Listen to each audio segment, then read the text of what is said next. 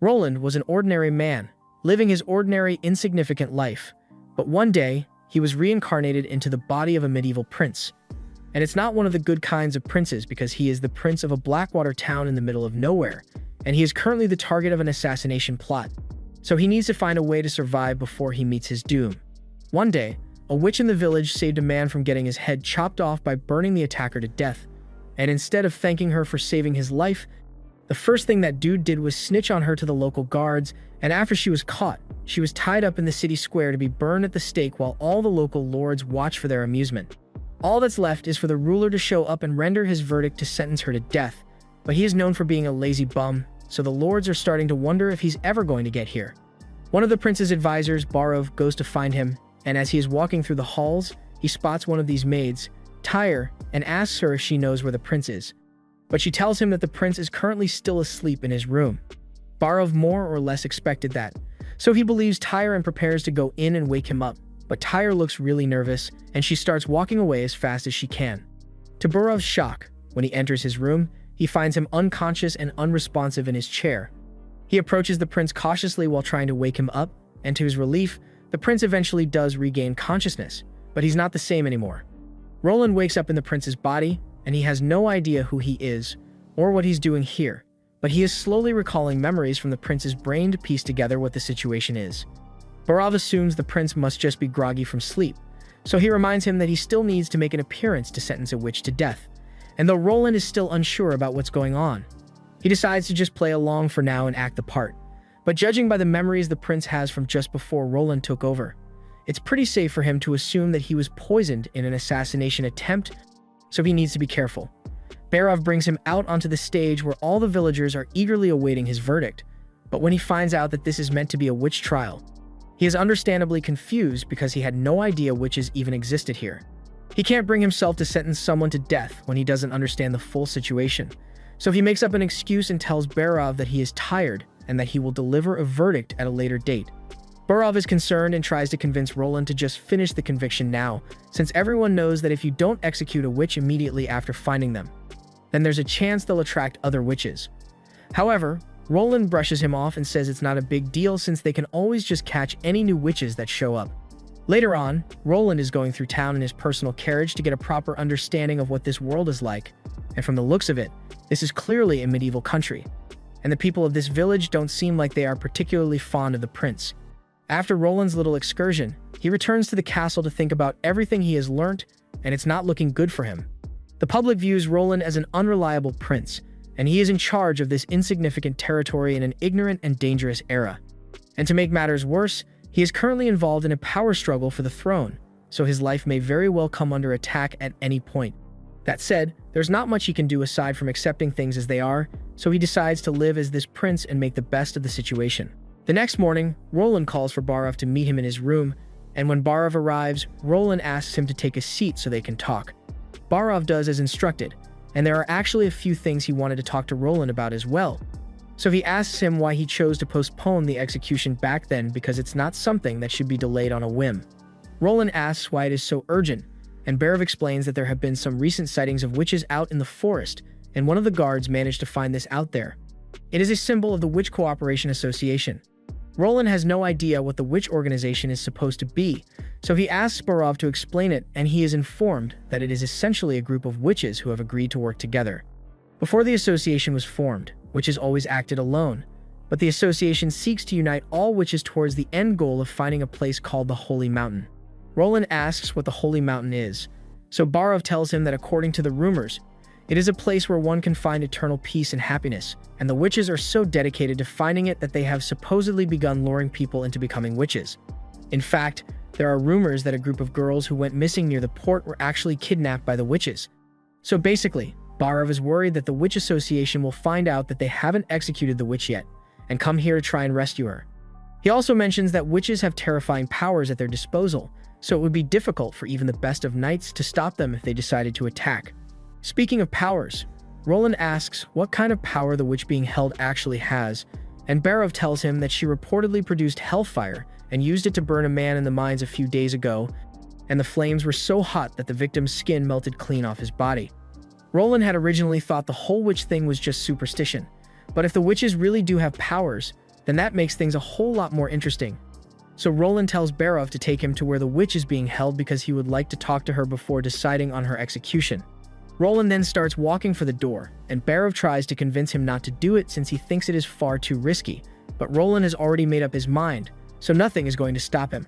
Roland is eventually brought down to the dungeon along with Barov and his head knight, Carter, and Carter is trying to talk him out of this because he also thinks it is too risky. But Roland shuts him up by asking how he can be trusted to rule this territory if he is too scared to even look at the threats that it faces. A few moments later, they are brought to the cell of the witch in question, and once Roland finally gets a look at her face, he realizes that she looks like a perfectly normal girl.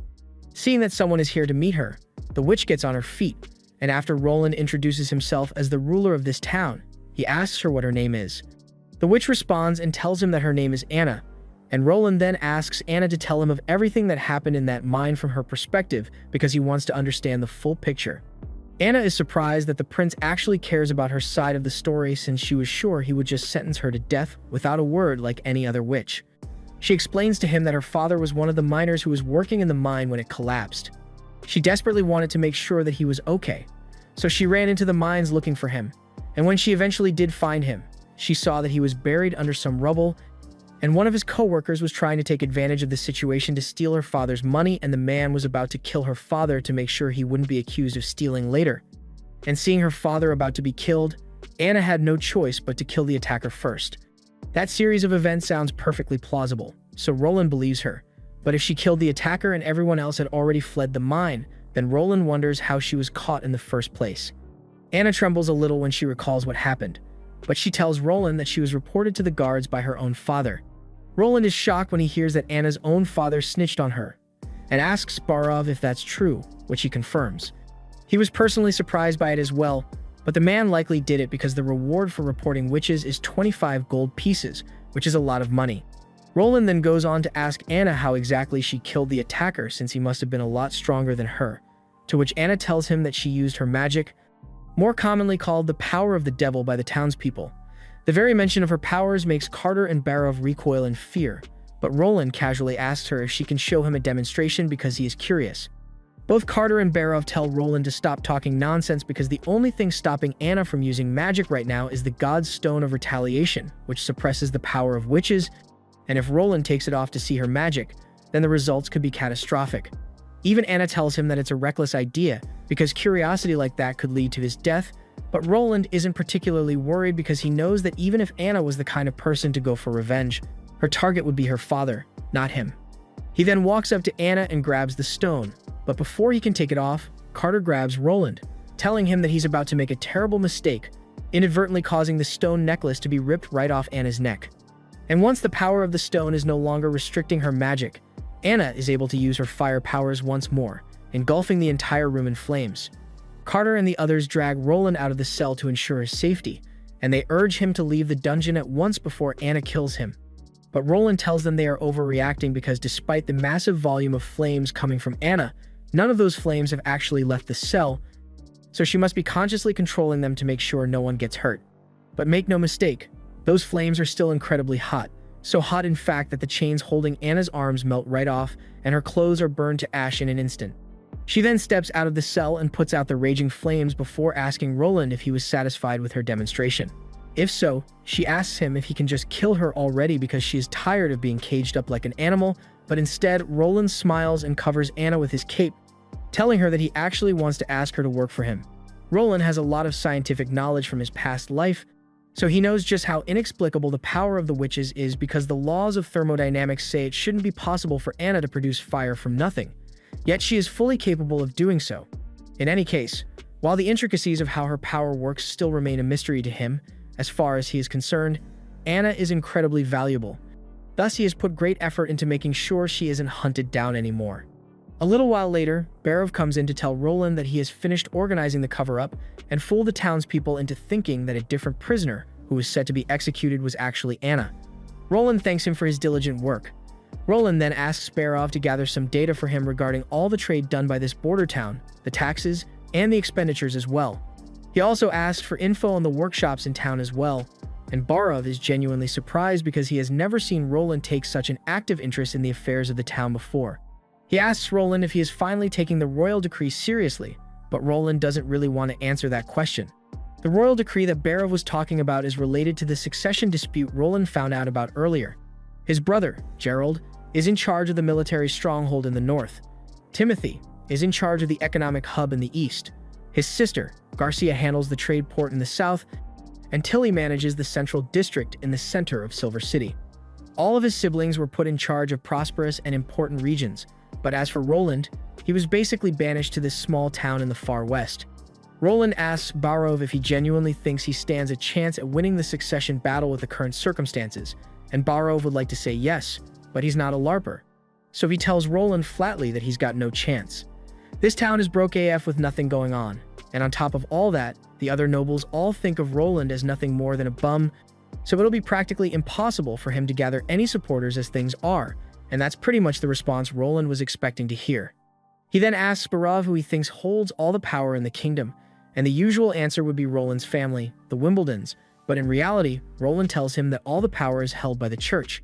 The only people who can be crowned as the new ruler of the kingdom are those who have earned the approval of the church, so no matter how many achievements Roland or his siblings rack up, it won't matter in the end. That's why Roland wants to dismantle the hold of the church on the kingdom, and the best way to do that is to start by dismantling the lies of the church. For instance, the lie about all witches being evil.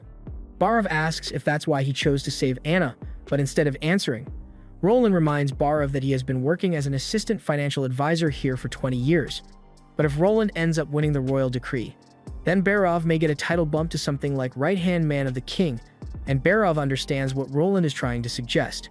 Barov then left Roland's room, and as he is walking away, Carter tries to get his attention to see if Barov managed to talk some sense into Roland about giving up on his witch plans, but Barov doesn't seem interested in talking about that right now.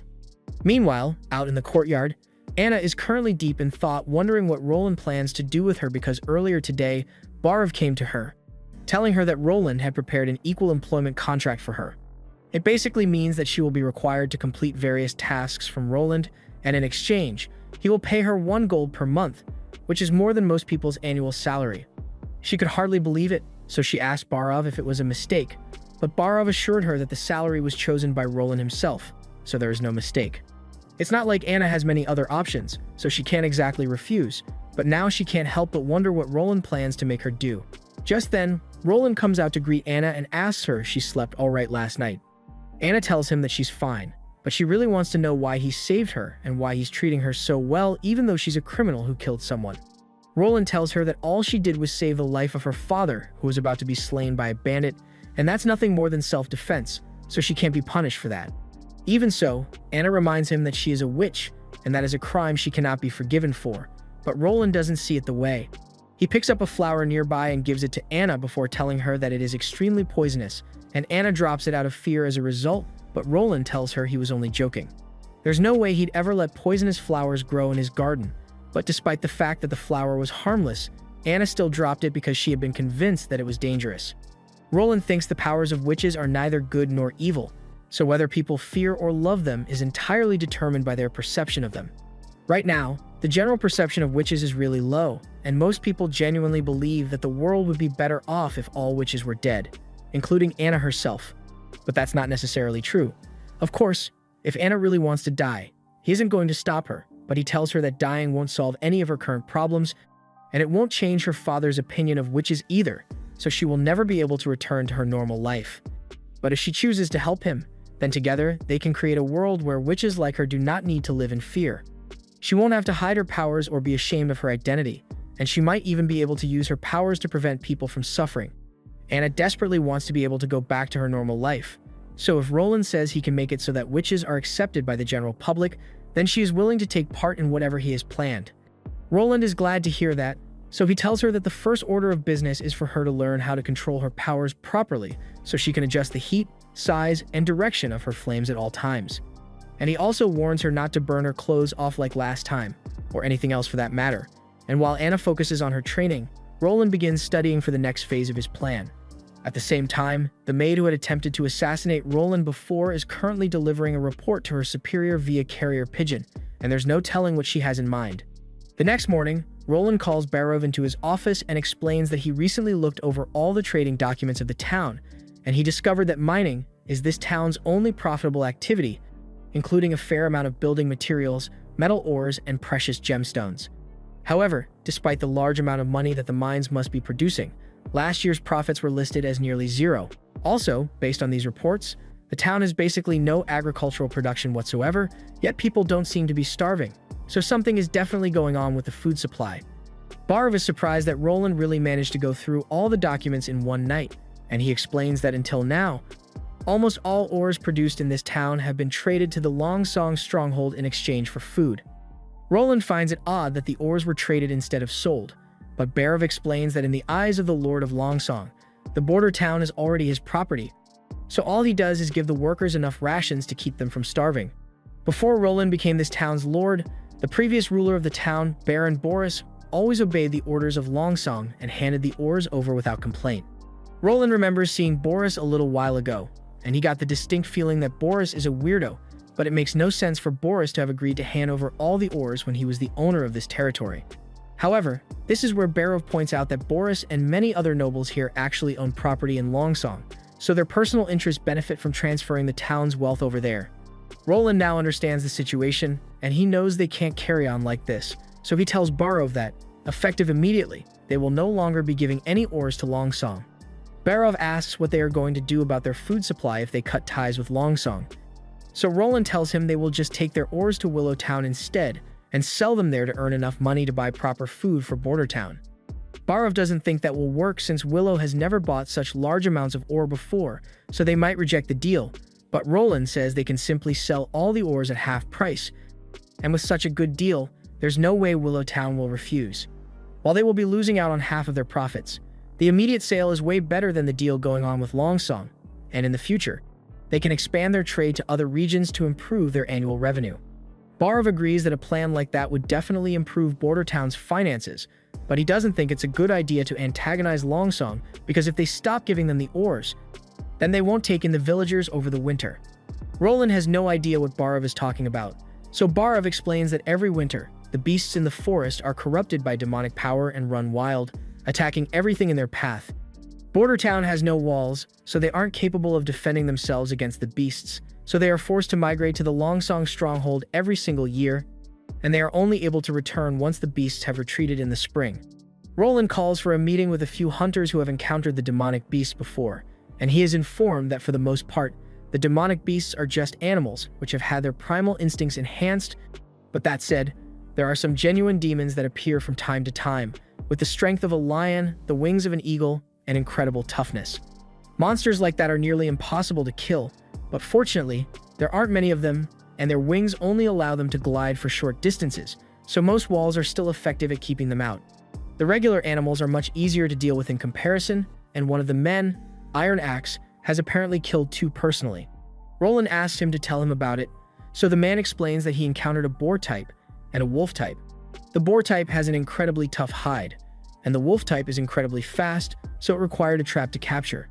He also explains that when the first group of demonic beasts shows up, they usually light a beacon to warn the people of the incoming threat so they can evacuate, and Roland is grateful for all their hard work, so he gives them 10 silver coins as a reward and sends them on their way. Afterwards, Roland asks Carter to accompany him to the location of the beacon, and once there, Roland begins mapping out exactly how much time they would have once the first monster is sighted to figure out the response time. Carter sees this and asks if Roland really intends to have the people stay in Border Town over the winter, and Roland confirms it, saying he plans to build a great wall around Border Town for that exact reason. The first step in Roland's plan is to actually build the wall, and under normal circumstances, doing so in 3 months would be impossible with the current technology of this world, which is why Roland decides to invent something they've never seen before. He orders the workers to go gather limestone and some other materials from the mines and bring them to a separate room, after which he sends Anna in to use her fire on the limestone to turn it into clinker, and after that is done, Roland thanks Anna and then asks the guards to mix the clinker in a 10-to-1 ratio with gypsum, and what's left is some A-grade genuine cement. The others have no idea what's so impressive about the cement since it looks like a regular old pile of sand to them, but then Roland explains that with this, they can easily turn a pile of loose stones into the strongest wall this country has ever seen, and to prove it, he has his knight pour the cement on that pile of loose stones over there. By morning, the cement has completely set, So Roland asks Carter if he would like to test the sturdiness of the pile, and Carter obliges. He takes a shovel and gives it a good whack, but sure enough, the pile is incredibly solid now.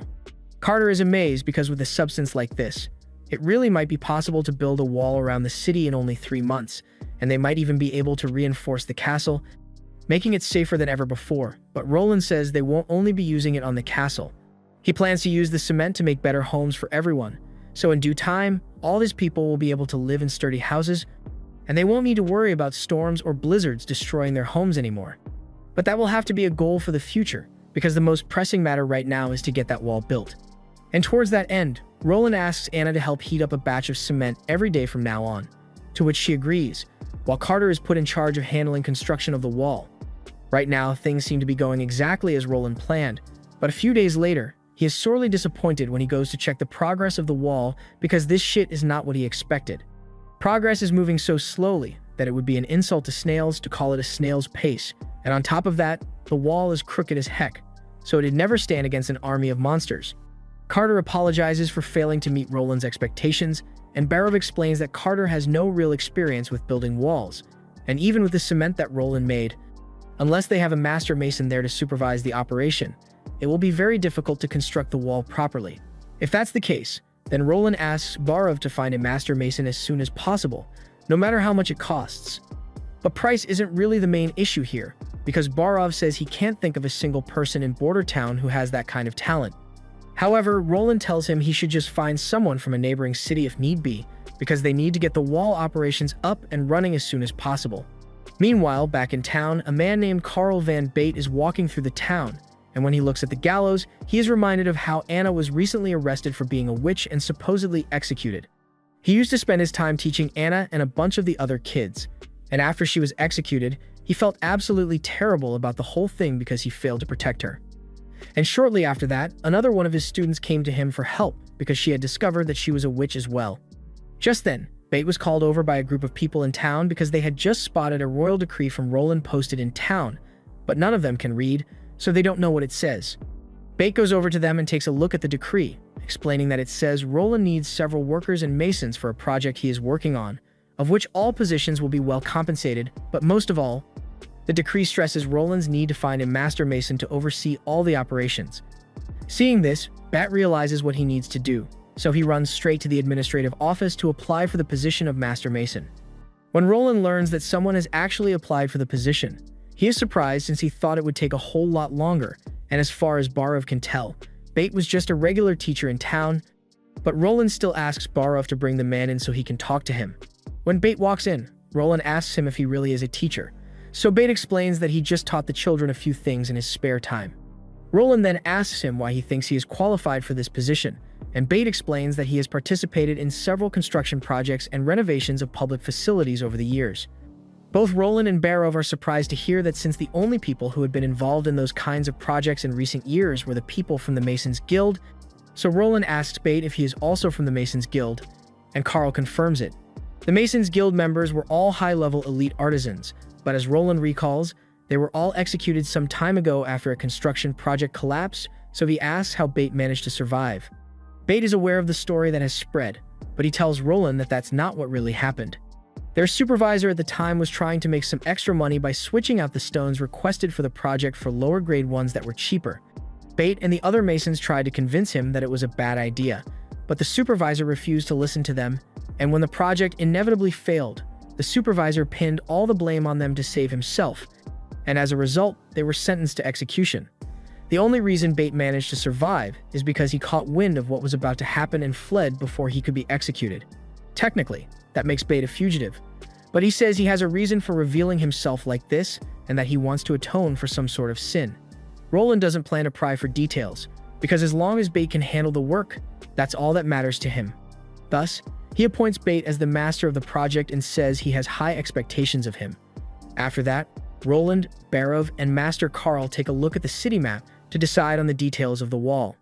Roland says he wants it to be roughly 600 meters long to cover the entire town and 15 meters high, while also being thick enough for 4 men to walk on top of it with ease. Master Carl explains that if Roland really wants the wall to be 15 meters tall, then the base of the wall needs to be twice as wide as the top, with a 1-meter trench for the foundation and he gives a rough estimate that if he gets 150 men, then he will be able to get the project done in 3 years. But Roland is disappointed to hear that because they only have 3 months before the demons attack.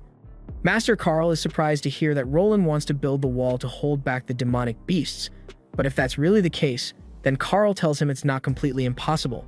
If the goal is simply to stop the demonic beasts, then they don't need to build the wall so high. If they reduce the height to 12 meters, then the thickness of the base can be reduced by 1/3, and with a little increase to the manpower, it should be possible for him to get the foundation complete in only a month and a half, after which the wall can be constructed before the beasts attack. However, even with the time saved, building the entire wall would require a ton of cut stone, and they don't have any means to process all the stone they would need quickly enough to complete the project. Roland tells him that they actually won't need to cut or process any stones at all for this project, and to show him what he means, he takes Carl up back to the pile of stones that he bonded with cement. Carl is amazed by what he is looking at because he has never seen such a perfect bond before, and with this, he is certain that any size or shape of stone can be used to make the wall, so the project can be completed in 3 months after all. Roland is pleased to hear that, so he tells Carl that he's leaving the rest to him, but Carl actually has one other matter that he wished to discuss with Roland. However, before he could say anything, he pauses in his tracks because he has just come face to face with Anna, whom he had thought was dead. Anna is surprised to see Carl here as well, and she explains to Roland that Carl used to teach her, along with a bunch of other children from the village, and he always treated them extremely well. Carl is unbelievably happy to see that Anna is alive and well, so he thanks Roland for sparing her life even though she's a witch. Roland tells Carl that he doesn't see witches as inherently evil as others do, and Anna committed no crimes, so he would never harm her for no reason. Hearing him say this, Carl works up the courage to finally tell Roland about a situation that has been troubling him recently. Earlier, he said that he had a secret reason for wanting to apply for this position, and at the time, he didn't know how Roland would respond, so he didn't reveal it. But given Roland's stance on witches, he feels like it would be safe to tell him. He informs Roland that there is actually another witch in this village, and it is one of his students named Nana.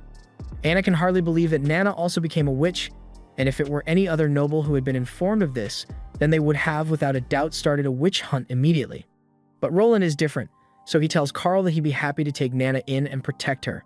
However, that isn't exactly going to be easy because Nana's full name is Nana Pine, and the Pine family is a family of minor nobles, so it won't be easy to convince them to let Roland take their daughter.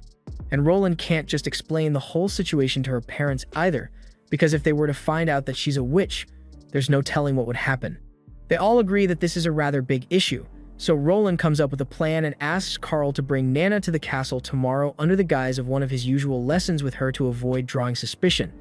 And once she arrives, Roland wants Barov to bring Nana to the kitchen, where he will be waiting to meet her. They both agree to Roland's plan, and the next day, Roland is waiting in the kitchen for Nana's arrival as planned, and a few minutes later, Carl arrives with her as planned. Nana looks really nervous, so Roland tries to ease the tension by introducing himself to her. And Carl encourages Nana to introduce herself to Roland as well, but she is still too nervous to look Roland in the eye. Roland asks her to have a seat, but Nana still doesn't want to budge, so he tries to entice her with a piece of cake he prepared in advance. The cake is really tempting to Nana, but she's still too scared to approach Roland. However, a moment later, Anna comes down the stairs, and Nana is elated to see her alive because she had missed Anna so much. Now that she realizes that Roland had saved Anna's life, Nana warms up to him quite a bit and is no longer nervous, so Roland asks her if it's true that she recently awakened her powers as a witch. Nana confirms this, so Roland asks her when it happened and if she can provide any details on how she discovered her powers in the first place.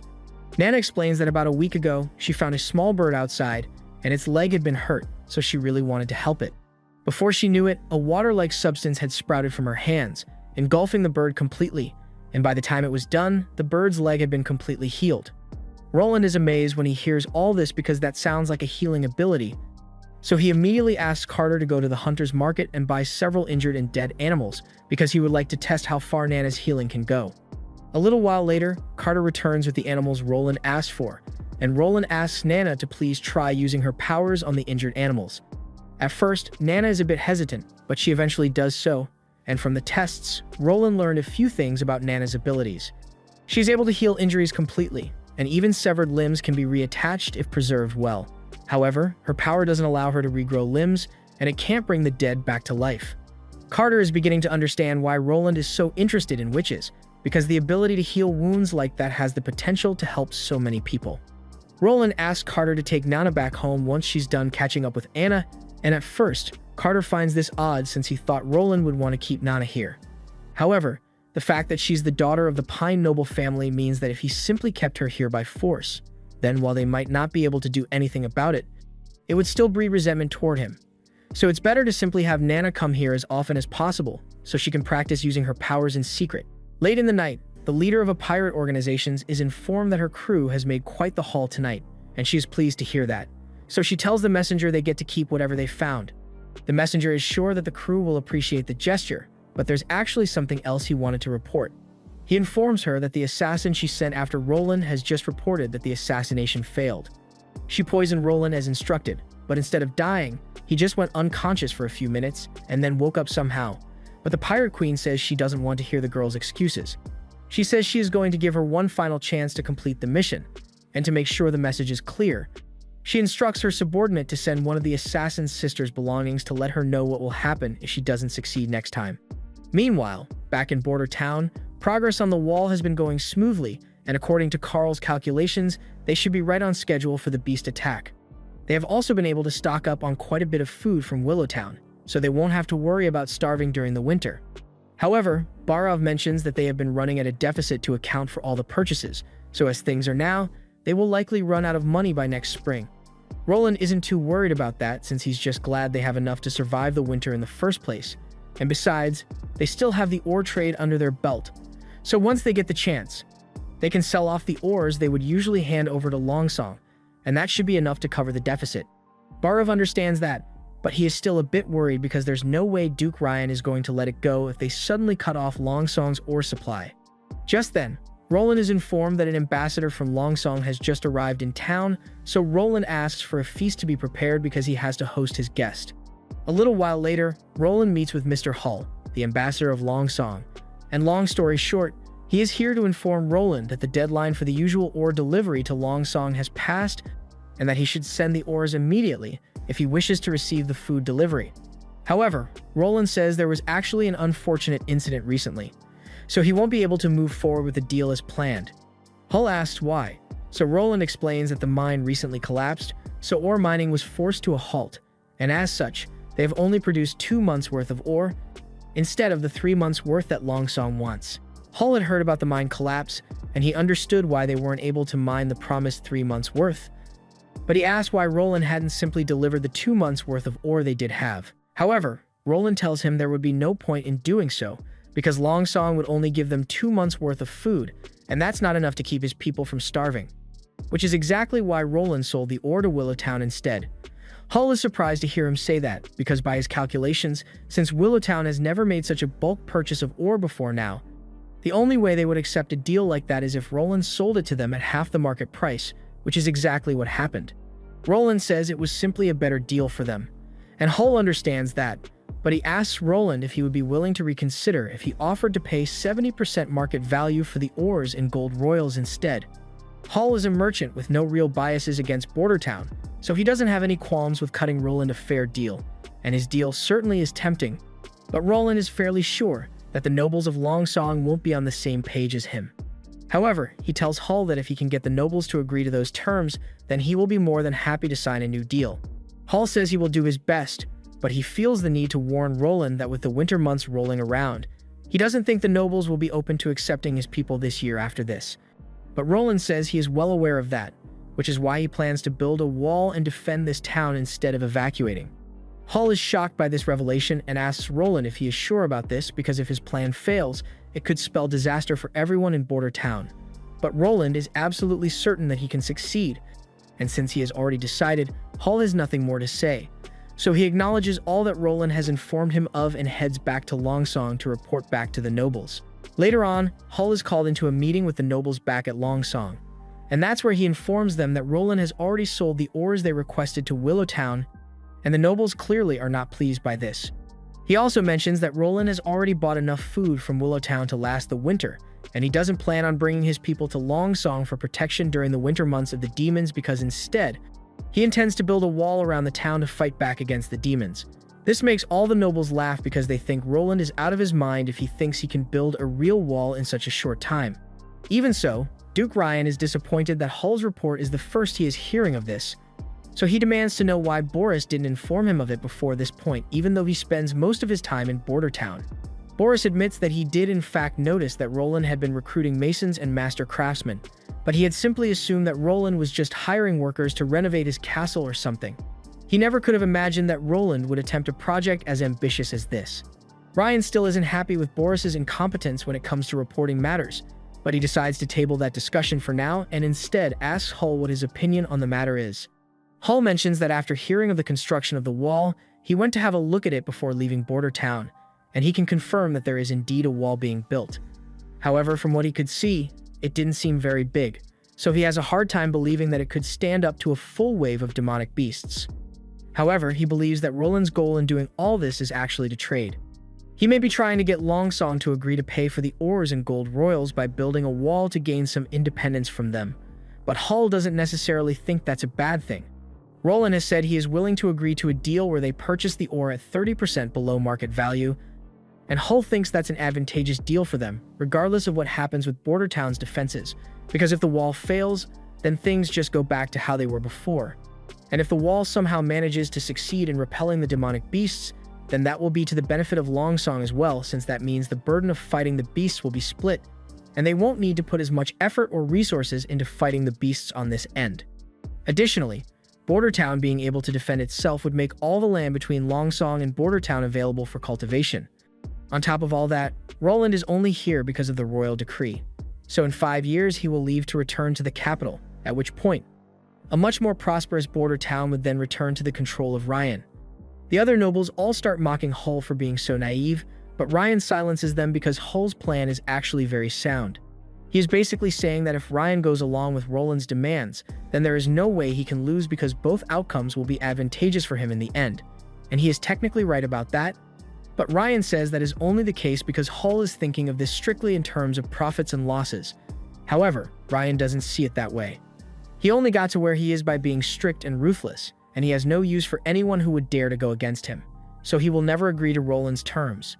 Meanwhile, back at Border Town, Roland calls for the attention of everyone in town to inform them of the current situation. Once everyone is gathered, he tells them that he recently had a meeting with the ambassador of Longsong who came to collect the usual ore payments.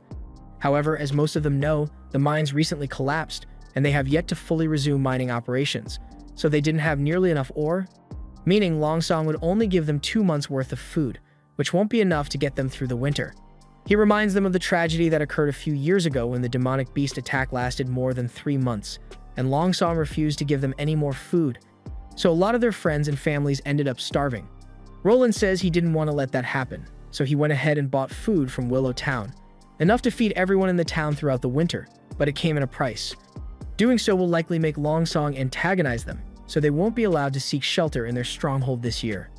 However, Roland already has a plan for that as well, because once his wall is complete, they will be able to stand up for themselves and defend their territory. Roland's speech manages to rally all the people behind his plan, so now they are more than willing to help fight off the demons with him.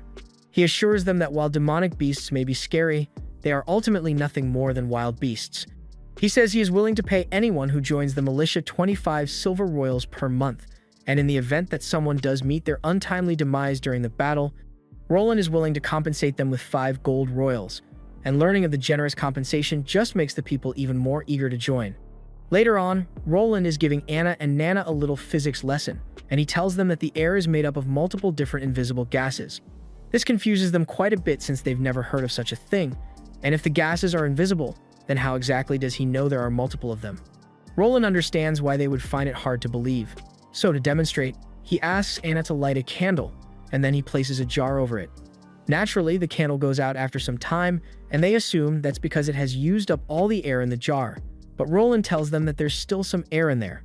He then asks Carter to help him pour some lime water around the jar, and after that has been done, when Roland lifts the jar, a gas clearly bubbles up through the water, turning it cloudy. This proves that even though the candle flame supposedly used up all the air in the jar, there was still something left in there to bubble out. Anna is finally starting to get it and asks if this means there is a gas that supports combustion, and another gas that can be used to put out flames. And Roland tells her she's exactly right. and he plans to help her use that knowledge to learn to use her powers to the fullest. But that's going to be a lesson for another day, so he tells them they can head home for now. They all say goodbye to Roland and prepare to leave, but before they do, Roland calls out to Carter and asks him if he managed to provide the ice and snow powder he asked for. Carter confirms this, but he honestly doesn't know why Roland asked for snow powder when they don't have anything that needs to be kept cold. But Roland just says he plans to use it for an experiment. Later that night, Roland finally returns to his room and is about to head to bed. But just then, he notices something off by the window, so he goes to investigate. And before he knows it, a woman appears behind him and presses a blade to his neck. Roland freezes up for a second, thinking an assassin has come to claim his life, but to his surprise, the woman releases him a moment later and tells Roland that she doesn't mean him any harm. Roland puts some distance between himself and her to be safe, and he is still a bit wary of her. But the fact that she didn't kill him just now is proof that she's not here for his life, so he decides to try talking things out first. He asks her who she is, and the woman tells Roland that her name is Nightingale. That doesn't really give him much information. But then Roland happens to notice the eye symbol on her cloak and recognizes it as the emblem of the Witch Cooperation Association, meaning Nightingale must be a witch. Nightingale is surprised that Roland is so knowledgeable about their association, but then again, that shouldn't come as much of a surprise given what she has seen of him these past few days. On that note, she says she wants to thank him for looking after Anna and Nana. Roland is surprised that Nightingale knows about Anna and Nana since he never informed the public, but Nightingale explains that a week ago, she came here because she heard that a witch had been captured. But after doing some investigating, she discovered that the witch hadn't been executed after all, and shortly thereafter, she learned about Nana's powers as well. Roland asks if this means she has been keeping tabs on him for an entire week without his knowledge, but Nightingale doesn't answer him right away and instead asks him to sit with her on his bed. Roland decides to go along with it, and Nightingale is honestly surprised he wasn't scared about sitting down with a witch.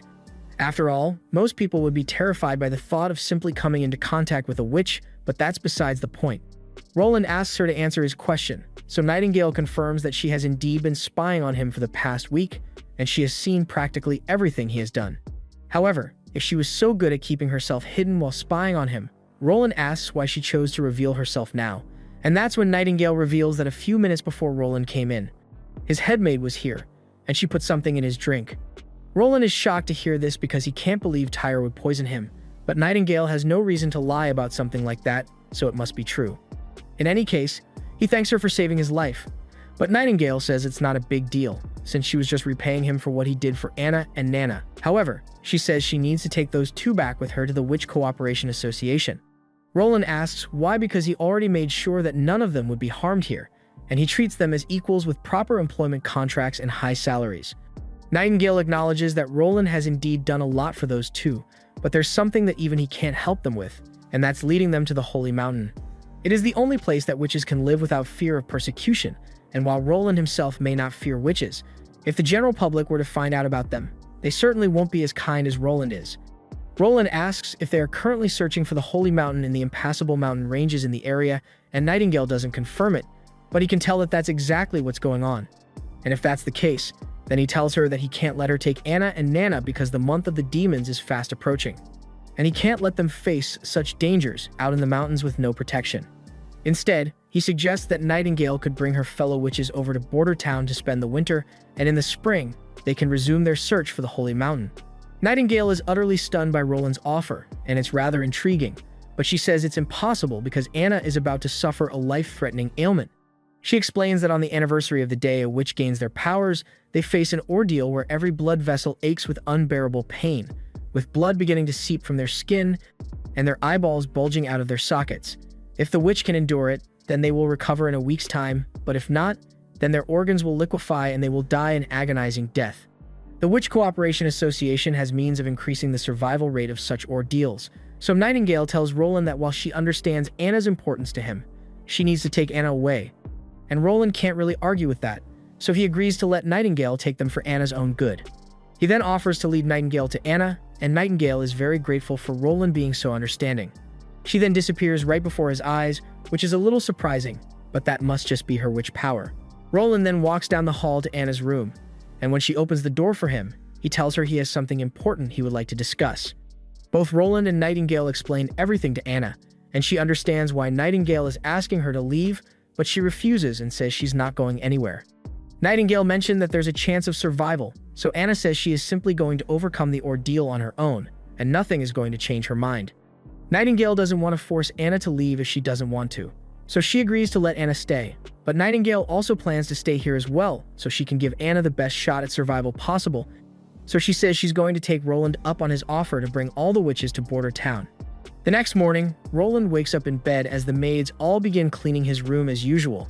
However, Tyre isn't here, and Roland wants to question her about why she tried to poison him. So he asks Carter to bring her here. However, Carter informs Roland that Tyre was actually found dead this morning. She had apparently jumped from the balcony, and that puts a major damper in Roland's plan to question her. A little while later, Nightingale appears in Roland's room, and he asks her if she was the one who killed Tyre. Nightingale admits that she wanted to help out a little by catching Roland's would-be assassin, but she says she wasn't the one who killed Tyre. She had a poison capsule hidden in her teeth, and the second she saw Nightingale appear, she swallowed the capsule and died from the poison. After that, Nightingale had to make it look like an accident so no one would get suspicious. Roland believes her, so he asks if she at least managed to find out why Tyre was trying to assassinate him, so Nightingale hands him a piece of paper with the details. Apparently, Tyre was being blackmailed into performing the assassination in order to save her sister, who was being held captive, and the only people Roland can think of who would have a reason to want him dead are the members of his family, so one of them must be after his head. Later on, Boris and Carter are called into a meeting with Roland to discuss the current state of the defense plan. Since the ore was sold at half price, they only managed to earn around 200 gold royals from it, and of those 200, over 110 were spent on materials. So they only have 90 left to work with. And the leftover money isn't going to go very far considering the fact that Roland has begun recruiting for the militia, so a lot of the money they will need is going to have to come out of Roland's personal savings. Furthermore, they have run into some severe problems related to the training of the militia, because men who have never held a sword before hardly stand a chance in a real battle, which is why Carter suggests they should go to Baron Boris and his knights to ask for help. Roland doesn't think that's such a good idea since there's no way Boris will help, but Carter seems convinced that Boris is a man of good character, and that he will no doubt rise to the occasion to help. Carter is simply too naive when it comes to matters like this, and Roland knows this situation is going to be a pointless endeavor, but he agrees to go ask Boris for help just to satisfy Carter's request. And Carter is really happy to hear that, so he gets up to go organize the meeting right away. While Carter is busy doing that, Roland heads over to Anna to help with her training because there's something he wants to try. He places two pieces of metal together, then he instructs Anna to try condensing her flames into a singular point. Anna puts some effort into it, and she eventually manages to condense her fire enough to get a high-powered blue flame. And with it, Roland guides her to successfully weld the two pieces of metal together. But while the experiment was a success, there was a distinct lack of eye protection, so they're going to be seeing spots for a while. Sometime later, Carter is leading Roland to Boris's mansion to have a meeting with him to ask for assistance from the knights, but things go about as well as Roland expected them to, because Boris backhandedly rejected Roland's request, saying he can't be part of such a foolish plan, and insulted him by offering a single gold royal, calling him both broke and stupid. Carter was enraged by Boris's blatant disrespect, but Roland told him to calm down because he doesn't want to create a scene here, and after that, they left. On the way back, Carter apologized to Roland for insisting on this meeting, since he never could have imagined that Boris would act in such a manner towards him.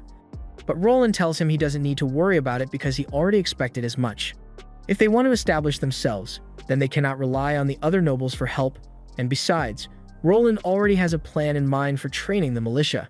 Roland has all the people who signed up for the battle gather outside so they can officially begin training, and the promise of 10 silver royals a month, plus free food, is too good to pass up for the villagers.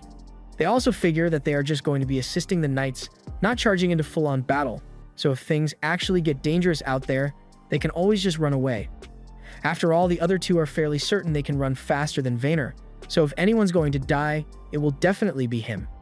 Speaking of which, they ask him what's going to happen to his girlfriend from the tavern once he kicks the bucket, but Vaynor yells that there's no way he's going to die.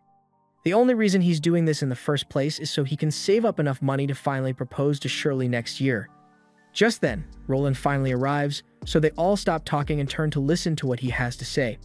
Roland thanks everyone here for bravely volunteering to join the Border Town militia, and he tells them that they will be undergoing rigorous training to prepare themselves for the battles to come.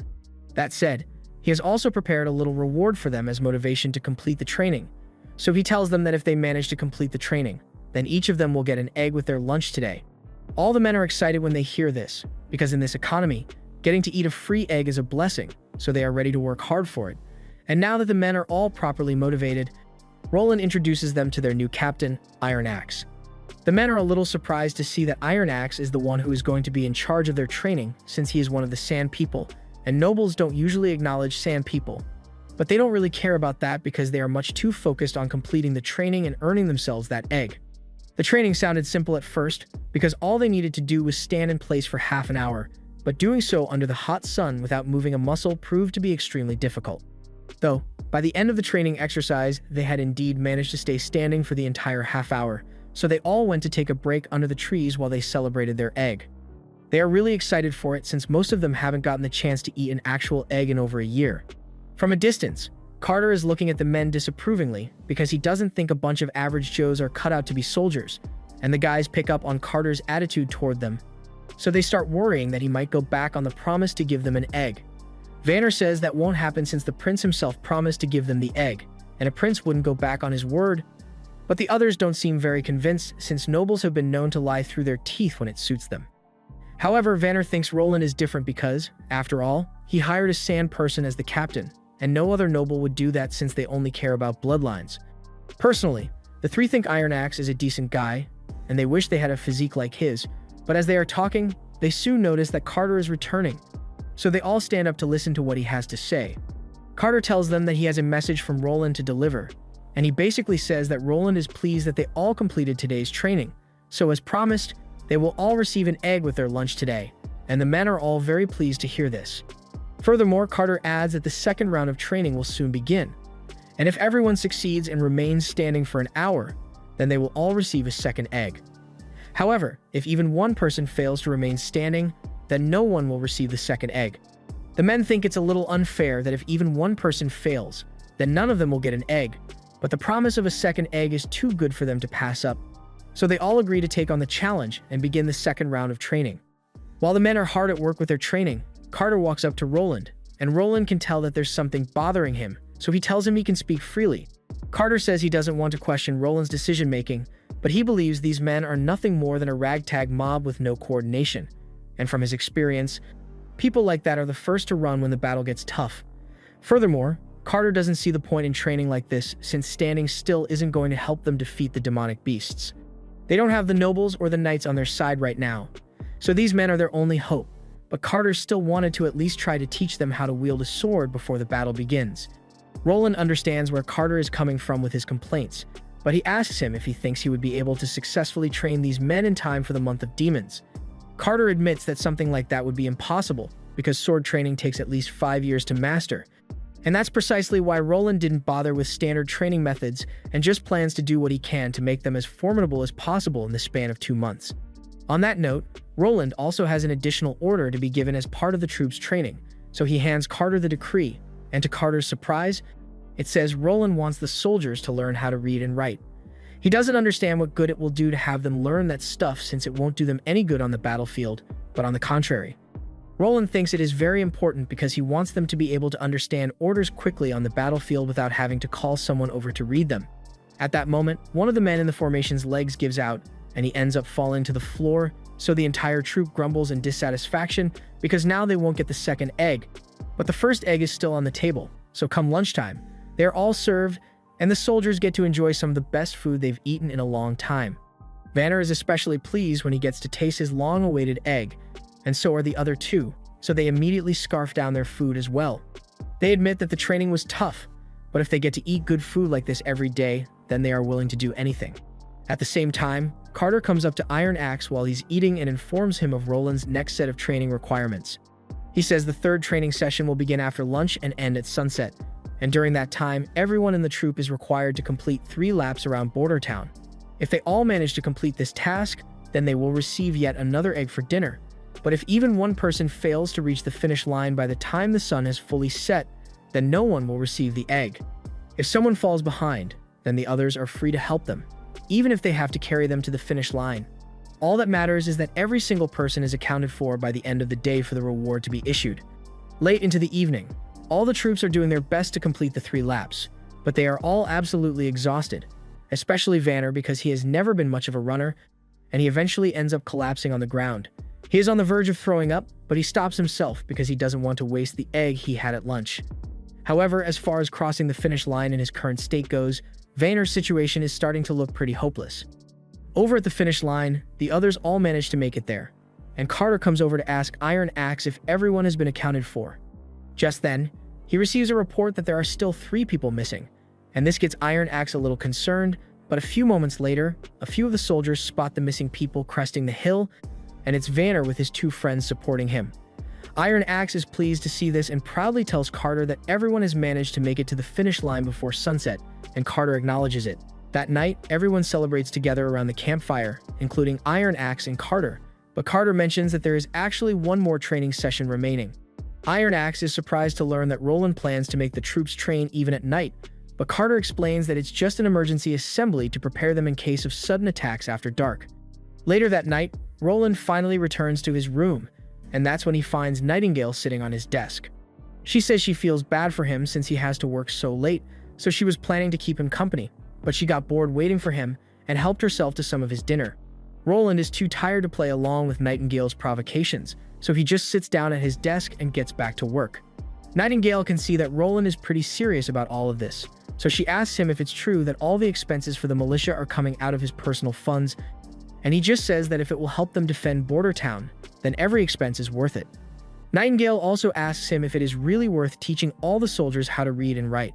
So Roland explains that not only does reading and writing help them understand orders on the battlefield, but as time goes on, it will help them understand what they are really fighting for. Nightingale asks him what he means since the soldiers are clearly only fighting to put food on the table, and Roland says that may be the case now, but as they continue to expand, that will change, so he wants them to be ready.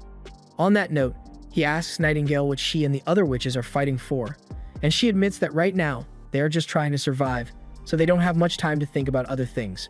Roland ends up working all throughout the night, and only when he's done does he realize that he didn't actually eat any of his food, but that doesn't matter right now because his prototype musket is complete, and he just needs to test it now. He takes Carter and Iron Axe out into the forest and unveils the weapon to them, explaining that he had the blacksmith build this based off plans he created, and all it requires is a little bit of gunpowder, which he has already made. The others don't quite understand what Roland is talking about, but he instructs them to just fill the barrel with gunpowder and then place the pellet in the barrel. Once they have done that, Roland tells them to pull the trigger, resulting in a powerful blast neither of them was expecting. After inspecting the piece of armor they were aiming at, they realized that the pellet had gone straight through it, and power like this would make it so even the most untrained recruit could become deadly on the battlefield. Carter is a little worried by that and asks Roland how many of these guns he has made, so Roland explains that he has already made 2, and with the way things are going, the blacksmith should be able to make another 2 by the end of the month, but he assures Carter that he doesn't have to worry. The guns were made to assist in the battle against the beasts, not to replace the need for knights like Carter. So he tells both Carter and Iron Axe that he would like them to use these weapons to defend Border Town together, and they are both honored to be entrusted with such great responsibility. Meanwhile, over in Duke Ryan's castle, he is currently having some archery practice while the other nobles suck up to him as much as they can, and he recently heard that Roland paid Boris a visit, so he asks him what that was all about. Boris explains that Roland did come by asking for aid and knights to defend Border Town, but there's no way Boris would ever help someone like him, so he tells Ryan there's no need to worry. Ryan asks what Roland has been up to since last time, and according to the spies Boris sent, Roland's wall is almost finished, and apparently he is using a new miracle reagent to speed up construction. But Boris doesn't think a wall that was so hastily constructed is going to be able to stand against the demons, especially with his joke of a militia. He also adds that, at the rate things are going, Roland is going to be broke long before spring because he has been feeding his men eggs every day. Ryan becomes concerned when he hears that last part because technically, Roland now has a city wall, an army, and provisions to feed that army. Whether the wall will fall or the army will fail on its own, Ryan doesn't know, but he cannot let Roland succeed no matter what, so he's going to take some proactive measures against him. Over the next few days, the militia continues to train relentlessly in preparation for the battle, and Brian over here is quite impressed by how good the militia has become in such a short amount of time. Brian has always dreamed of becoming a knight, so his friend tells him he should probably apply to join the militia because, with his skills, he will certainly earn the favor of the prince. Sometime later, Brian and his friends end up being called into a meeting with a few members of the community, and they come bearing a proposition that they know Brian won't want to refuse. One of the men's uncles is one of the Duke's trusted men, and if he pulls some strings, then he can definitely get Brian knighted, as long as he completes a little job for them. They explain that the Duke has been greatly offended by Roland's attempt to regain independence from the stronghold, so he wants to remind him who really controls Border Town. Brian's friend becomes concerned and asks if they are planning to assassinate the prince, but the men deny it because even they wouldn't dare to go that far. After all, even if he isn't well respected by the rest of the royals, he is still a prince, so they would no doubt be punished for it, and even the Duke would be implicated as well. That's precisely why they plan to go after something else instead. Right now, the most important thing for Roland's plan to succeed is for him to maintain his food stockpile, because if the people don't have any food, then he will be forced to return to the stronghold to spend the winter. Brian's friend is appalled and reminds them that the stronghold won't give the people of Border Town enough food for them to survive the winter, or any food for that matter, so they'd be doomed to starve. But the men don't care because they've already been promised that if they burn Roland's food stockpile, then they will be taken care of by the stronghold. Brian reminds them that the food supply is kept in Roland's castle, and there's no way they'd be able to sneak in there to burn the food, but the men say that's why they called Brian here. They recall hearing rumors that Brian knows of a hidden well that is connected to the castle's waterways, so they should be able to get in through there. Greyhound tells them they are crazy if they think he and Brian would ever go along with a plan like this because knights are meant to uphold justice, not bend to tyranny and sacrifice the lives of countless innocents for their own personal gain, and Brian agrees with him. But as Greyhound turns to tell Brian that it's time for them to go, Killis suddenly stabs Greyhound in the back, and a few moments later, Greyhound dies in Brian's arms. Killis then smugly tells Brian that he doesn't have a choice anymore because he is already outnumbered, and if he doesn't do as they say, then he will end up like Greyhound on the floor over there. Brian realizes that there's no way he can fight his way out of a situation like this, so he is forced to lead Killis and his team over to the hidden well and into the waterways, and the entire time, all he can think about is all the time he has spent with Greyhound, and how he will never get the chance to live out his dreams, all because of Killis and his greed. But he can't fight back right now, so he will have to bide his time until he can get his revenge. They eventually resurface within a secluded part of the castle, and as Brian climbs out of the connected well, he notices a strange contraption over in the courtyard, and he has never seen anything like it before, but Killis tells him to stop spacing out and keep moving because that thing isn't important right now. Killis tells everyone to stay as quiet as possible, since he doesn't want to alert the guards to their presence, and since Brian has been in the palace before, he orders him to tell them where the food is being stored. Brian explains that the food is likely kept near the kitchen, so if he had to guess, he would say it is down in a cellar below the kitchen, and that's the best lead they've got. So Killis tells Brian to lead the way, and they proceed to sneak around the castle, making their way into the kitchen and down into the cellar. But as they are closing in on the cellar, for a brief moment, Killis is blinded by the light from one of the torches, so Brian seizes the opportunity to break free from his grip and tackle the guy in front of him down into the cellar. By the time Killis and the others finally catch up to Brian, he has already killed the guy he tackled and taken his sword, prepared to fight Killis and the others to the death right here and now. The other four charge in after Brian while one in a cloak stands back and watches. Normally, a 1v4 would be an almost instant death for most swordsmen, but Brian is exceptionally skilled, so he manages to parry and dodge the slashes from the others while also repositioning himself to cut down one of the men, so now he just has 3 more to go. He then proceeds to make quick work of the other 2, so now the only one left for him to face is Killis.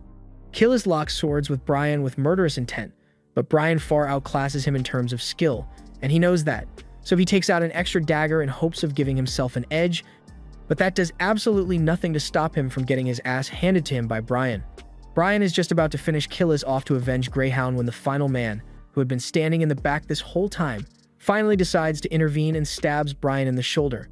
Killis is relieved that Lord Viper decided to save him, and Viper finds it disgraceful that 4 men couldn't take out a single loser like this, but now that he's getting involved personally, he says it's over for Brian. Brian recognizes Viper as one of the famous knights that work under Duke Ryan, so he assumes Ryan must have sent him to help Killis destroy the food supply. Viper may be a knight, but he isn't all that exceptional as a swordsman, so Brian could potentially defeat him. However, Viper makes up for his lack of skill with his fashion sense by using his cape to obscure Brian's view mid-fight so he can land clean slashes on him. Eventually, Brian ends up falling after being fatally wounded, and Viper is about to finish him off, but at the last second, Killis tells him to wait because he wants to be the one to make Brian suffer a painful death for opposing him. Viper agrees to let Killis get the final hit in, but he tells him to make it quick because they still need to set the food on fire and get out of here before the guards realize they are here. Killis then raises his sword to Brian's neck and is about to start torturing him. And all Brian can think about is how he failed to avenge Greyhound, but then he notices a woman sitting on the barrels above him. A moment later, Nightingale appears behind the two of them, and Viper immediately tries to stab her with the same trick he pulled on Brian, but to his shock, she disappears right in front of him and severs his hand at the same time. By the time Brian wakes up, he finds himself in bed with Roland sitting by his side, and Roland tells him that he has already heard about everything Brian did to protect the food storage, and he would like to thank him for his bravery. He also offers his condolences for Greyhound's death and promises Brian that he will organize a fitting burial for him, and his family will be taken care of as well. As for Brian, Roland tells him that after his injuries have healed, he would like to knight him as his new knight, and Brian is overjoyed to hear that. Roland also informs him that both Killis and Viper were captured alive, and they both confessed after a quick trip to the torture room, so he will ensure that they face justice for their crimes. After that, he leaves the room so Brian can get some more rest, but outside, Barov tells him that it might be a little difficult to ensure that Killis and Viper face justice. They snuck into the castle and attempted to burn down their food stockpile. And normally, they would be immediately executed for a crime like that, but Viper is one of Duke Ryan's knights, and Killis happens to be a relative of Baron Boris, so most of the time, in situations like this, they usually find a way to buy their way out of trouble. Not to mention the fact that if Ryan really was the one who sent them, then there's no way he's going to sit back and let them be executed. Roland asks Barov what his advice for this situation would be, so Barov tells him that he should just wait a little because, if his judgment is right, Boris and Ryan should be making their move soon. Just then, a guard comes over to inform Roland that Baron Boris is here and is requesting an audience with him. This was within expectations, so Roland plans to go meet him with Barov and tells Carter to take Brian to Nana later so she can heal him. Meanwhile, Boris is pacing back and forth in the audience room, and when Roland finally walks in, he respectfully greets him and explains that he is here to apologize on behalf of his nephew for offending Roland. Roland asks what he is talking about, so Boris goes on to explain that Killis is his nephew, and he somehow ended up getting tricked into sneaking into the castle with the other real criminals. So Boris was hoping that Roland could show him some leniency and pardon his crimes. As compensation, Boris has brought along a box filled with 50 gold royals, which is a hefty sum, and he hopes this amount will be enough for Roland to forgive both Killis and Viper. Roland asks if this means Boris is saying those two weren't at fault, and that the real mastermind behind all this was Duke Ryan. But Boris vehemently denies that and says Duke Ryan would never betray Roland. Even Boris is having a hard time saying such a brazen lie. He fully expects Roland to call him out on it, but to his surprise, Roland says he is going to choose to accept that Ryan is completely loyal and would never orchestrate something like this. For a moment, Boris looks relieved because he thinks Roland is going to let it go, but then Roland tells him that since Duke Ryan couldn't possibly have had anything to do with it, that must mean that Viper and Killis were solely responsible for the operation, and as such, they will be sentenced to death by hanging. Boris doesn't know what to say to that since he dug himself into that hole, but he begs Roland to reconsider because the crimes of nobles can be pardoned. However, Roland has no intention of pardoning them, and he tells Boris that as the city's magistrate, he is required to attend and witness the execution. Later on, Roland announces everything that happened to the people, and after that, both Viper and Killis are executed while Boris can do nothing but watch. Later that night, Roland is out on the balcony when Nightingale comes up to him. Roland thanks her for her help earlier because he genuinely wouldn't have known what to do if the food storage had been burned down, and he was also quite surprised by how skilled Nightingale is in combat. Nightingale tells him that she isn't actually that strong. She just knows a bit of self-defense, and her powers give her a bit of an advantage. Still, Roland thinks she was incredibly useful, and he even offers to hire her as his personal bodyguard, since incidents like this are bound to happen again. He offers her a high salary with weekends off and even annual leave, which isn't even a thing in this world yet. So Nightingale can't help but think Roland is quite strange. After Boris returns to the stronghold, he is outraged and informs Duke Ryan of how Roland disrespected both of them by executing his nephew and Duke Ryan's knight. He says they cannot let Roland get away with this, and as soon as Ryan gives the order, he is prepared to take the army and burn Border Town to the ground to teach Roland a lesson. However, Petrov tells Duke Ryan that he may want to reconsider, because attacking Border Town would not only sacrifice the entire population living there, but it would also turn the entire royal family against him. Boris calls him a coward and asks if he expects them to just let Roland walk all over them, But while Petrov understands why they are so angry, he tells them that he does not think attacking is worth it right now. However, if they must do this, then he has 3 suggestions to make. First, Duke Ryan will need to prepare for retaliation, so he should relocate the surrounding population and supplies into the stronghold. Second, since positioning troops behind Border Town would essentially be a declaration of war and could be considered treason, they have to tread lightly and use the reinforcements sent by First Prince Gerald instead. And finally, he thinks they should hold off on launching any attacks until after the months of the demons are over. Border Town has already been preparing for months at this point, so if the stronghold puts all its effort into preparing to attack Border Town instead, they will be left severely underprepared for the demonic beasts that will come on their end. After that, they would be free to attack Border Town, and if they are lucky, they might even be able to pin the cause of Roland's death on the demonic beasts as well. Duke Ryan seems to like Petrov's plan, so he tells him they will move forward with his suggestions. Once the months of the demons are over, Roland is finally going to rue the day he chose to fight back against Duke Ryan. Meanwhile, back in Border Town, Roland has just unveiled his latest invention to Carter and Anna. Neither of them has any idea what this thing is, so to give a demonstration of what it can do, Roland asks Anna to light the fire, and as she does, a chamber of water is slowly heated. Carter is a little confused, since this just looks like a furnace, and in all fairness, he is right about that. It is indeed a furnace, but Roland tells him it is built using a specific principle to create large amounts of force, and moments later, the wheels begin to turn as steam from the water begins to rise. Roland informs the others that this is a steam engine, and it can generate force equivalent to that of several laborers all at once, greatly increasing efficiency.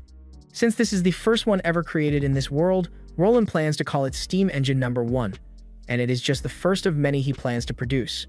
However, to do that, he will need Anna's help with the welding, and Anna says she is more than happy to be of service.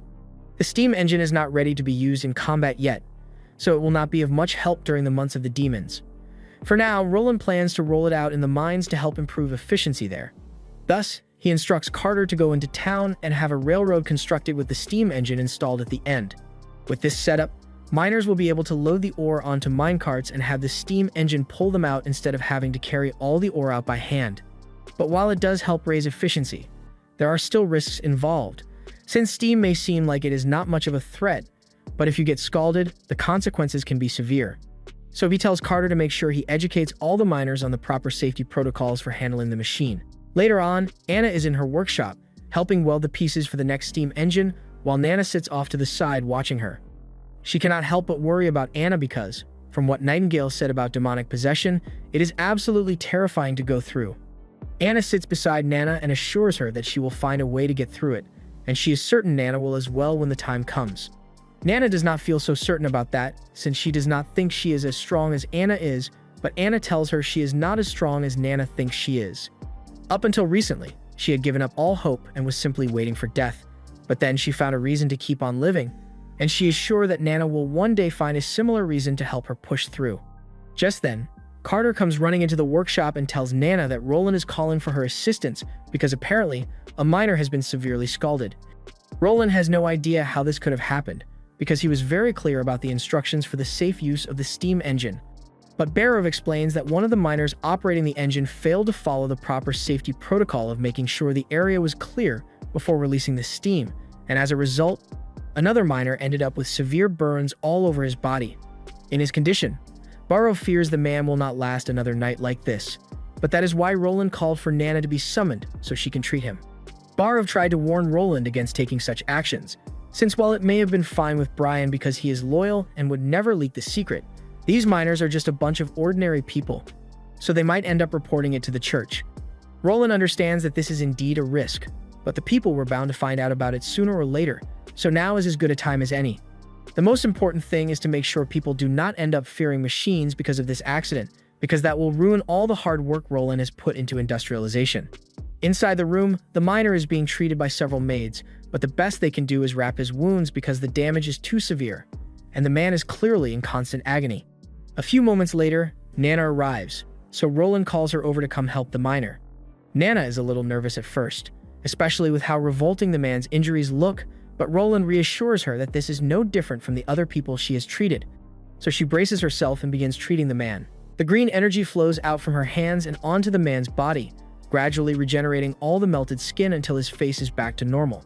The other miners who are present in the room are all shocked because it has now become clear that Nana is a witch, but as they begin murmuring amongst themselves, Brian comes in and shuts them up for being so simple-minded. After all, Nana just saved that man's life, yet they are still so eager to persecute her simply because she is a witch, even though none of them have actually ever suffered at the hands of witches. The miners are all starting to realize that Brian is right, but the fear of being called out as a witch gets to Nana, and she ends up running out of the room. Anna chases after Nana, and Roland wants to go look for her as well, but just then, he is informed that Nana's father, Baron Pine, is here looking for her, and it seems that he already knows she is a witch. Roland is worried that he might be trying to turn her over to the church. He later meets with Pine in the throne room and tries to greet him, but Pine cuts Roland off and immediately demands that Roland hand his daughter back over to him. Barv reminds Pine that he is still speaking to a prince, so he should not be rude, but Pine has no patience for idle chatter and draws his sword, once again demanding that Roland return his daughter to him. Roland tries to reason with Pine and asks him to put his sword down, but Pine immediately lunges at him, and Carter is forced to step in to defend him. Carter and Pine clash swords for a few seconds, and Roland once again tries asking Pine to stop this because no father should be willing to have his daughter executed simply for being a witch. But at that same moment, Pine yells that he is never going to let Roland hand his daughter over to the church. As they both hear what the other said, they realize that they are pretty much saying the same thing, so Pine puts his sword away and says he is willing to listen now. He apologizes for being so impatient earlier, but he came here believing that Roland had found out Nana was a witch and had arrested her because of it. He once again says he is very sorry for attacking Roland out of nowhere, but Roland tells him it is fine since it was just the result of a misunderstanding. A little while later, Anna brings Nana to join Roland and the others in the throne room, and when her father sees that she really is perfectly fine, he calls her over for a hug, but Nana is a little hesitant. She asks him if he is really not going to sell her out to the church now that he knows she is a witch, but Pine says he would never even dream of such a thing, and hearing her father say that reassures Nana, so she runs into his arms. Afterward, they all head to the dining room so they can properly discuss everything that has happened, and Roland explains to him that Van Bate was the first person who discovered that Nana was a witch, and fearing what would happen if she was discovered, Van Bate brought Nana to Roland so he could protect her. Pine is relieved to hear that, but Roland is also a bit curious as to how Pine managed to find out that Nana was a witch since she never told him. Pine explains that one day, Nana happened to come across a stray cat whose leg had been broken by a carriage, and normally a cat like that would never be able to walk again. However, after Nana held it for a few seconds, all of a sudden, it was able to run and jump as normal again. Since Pine seems perfectly fine with the fact that Nana is a witch and knows that Roland is taking good care of her here, Roland asks if he is willing to let her stay in Border Town because they could really use her help during the months of the demons. However, Pine apologizes and refuses Roland's request because while he does know that Nana is safe in Roland's hands, not everyone in Border Town shares the same views as him. If the townspeople were to find out that Nana was a witch and report it to the church, even Roland may not be able to stop them. Just then, Carter comes into the dining room, telling Roland that the miner who was saved by Nana a moment ago would like to see her because he has something he wants to say to her. Roland allows the man to enter, and as soon as he sees Nana, he drops to his knees and begins thanking her for saving his life. Nana is embarrassed by such a sincere display of gratitude, but the man then goes on to say that he no longer believes what the church says about witches being evil, and as far as he is concerned, Nana is a goddess. Nana tells him there is no need to thank her because she is just glad she was able to help, and the man has never experienced such kindness before, so he is moved to tears, as are Anna and Pine. Later on, Roland and Pine take a walk in the courtyard, and Roland recalls hearing that Pine's family became nobles after his father heroically fought off some demon beasts that had attacked the stronghold. Pine recalls that day well because, even though he was just a teen back then, he fought alongside his father to stop those beasts. Since the spirit of knighthood clearly still flows within him, Roland asks Pine to help him fight and defend Border Town from the demonic beasts. Pine is open to the idea of helping Roland fight, but he asks if he can at least send Nana back to the stronghold first because he does not want her to be in danger should they fail to defend Border Town. Roland understands Pine's concern for Nana's safety, but he asks if he has thought about what would happen if Nana were discovered as a witch in the stronghold. As he has already seen, the people in Border Town already view Nana as a guardian angel despite her being a witch, but the same cannot be said about the stronghold. So if anything, Border Town is the safest place for Nana to be. And in the event that they do fail to fight off the demon beasts, Roland promises to make sure that Nana is the first to be evacuated. Pine realizes that Roland is right, so he agrees to fight for him while swearing his loyalty to Roland.